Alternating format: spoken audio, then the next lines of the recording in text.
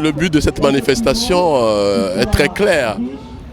Vous n'êtes pas sans savoir qu'au Togo, il y a un hold-up électoral, un énième hold-up électoral, une de plus.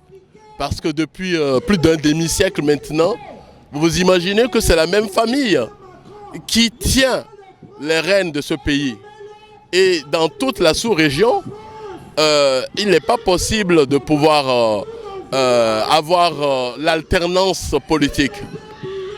Donc là, ça devient vraiment un gros problème. Est-ce que le Togo aujourd'hui est une république ou c'est devenu une monarchie? C'est là la question. Donc on fait des élections. Ben, depuis 1991, la conférence nationale souveraine, où on a décrété le multipartisme, ce n'est que sur papier que le multipartisme existe.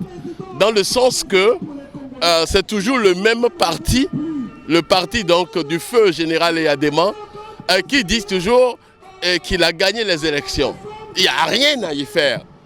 Et le temps passe, les élections se ressemblent. 72% après que 2 millions de Togolais ont marché dans les rues de Lomé.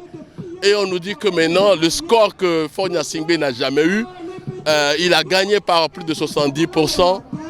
7 personnes sur 10 au Togolais aujourd'hui votent pour lui. Ce n'est même pas acceptable, ce n'est pas crédible. En fait, ce qu'il faut dire, c'est que le deuxième devient premier. C'est-à-dire qu'il y a eu inversion du résultat. Inversion. Et comme ils ne veulent pas aller au deuxième tour, parce qu'ils savent qu'il y a toute l'opposition qui va se regrouper contre lui, ça fait que ils ont fait abstraction du deuxième tour et il y a eu bourrage d'urnes. Il y a la ville par exemple de Sotobois, celle du ministre de l'administration territoriale. Même les morts ont voté puisqu'il y a eu plus de 75 000 personnes qui ont voté alors que la population ne fait que 21 000 habitants. C'est pour ça que les Américains ont demandé par la voix donc, de l'ambassadeur de pouvoir afficher les résultats bureau de vote par bureau de vote, et ce à quoi le pouvoir togolais renonce. Mais alors ça veut dire que quelque part, ils savent qu'ils ont réellement triché. Au temps de De Gaulle, c'était juste après les indépendances. Il y a eu des mouvements des peuples dans les pays. Et De Gaulle a dit, depuis quand les Africains choisissent leur président?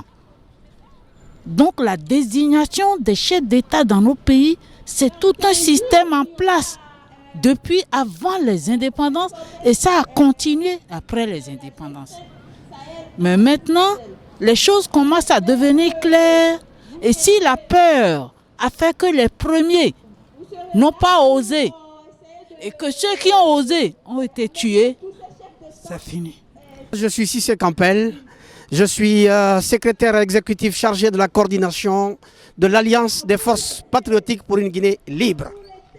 Donc je suis venu pour soutenir le peuple togolais qui est en lutte depuis plusieurs années maintenant et nous voyons ce qui se passe au Togo, c'est pratiquement la même chose qui se passe ailleurs.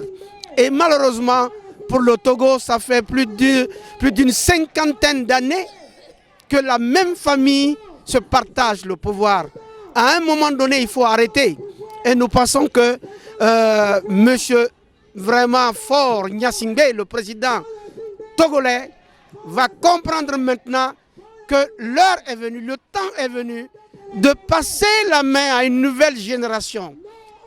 Rester au pouvoir des années durant n'aide pas le pays, leurs pays respectifs, nos pays respectifs à émerger.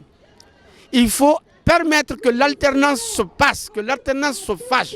Il n'y a que ça qui peut aider nos pays, malheureusement, à avancer.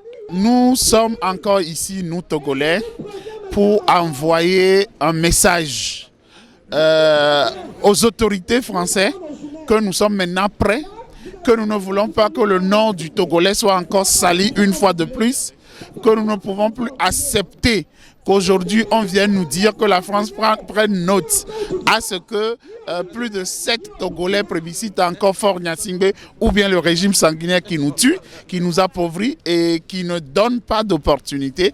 Tout ça là, ça suffit. Et nous sommes là aussi pour lancer un message au président élu. Bonjour un peuple togolais, et nous sommes là devant le Quai d'Orsay, dans le ministère des Affaires étrangères de la France. Nous sommes venus adresser un message à M. Le Drian, qu'il est temps que cette hypocrisie s'arrête.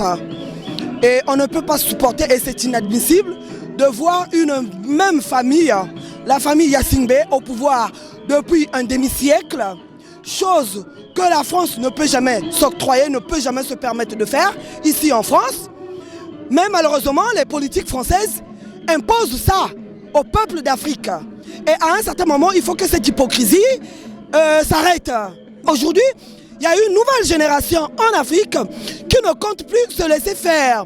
Que la France, que Emmanuel Macron soit lucide et qu'il demande à sa marionnette Faure Eyadema Yassingbe de dégager tout simplement, parce que M. Eyadema Yassingbe Faure n'a pas gagné cette élection. On aimerait bien une Afrique qui soit libre, on aimerait bien une Afrique effectivement qui soit riche, qui soit très prospère et qui fasse en sorte effectivement qu'elle puisse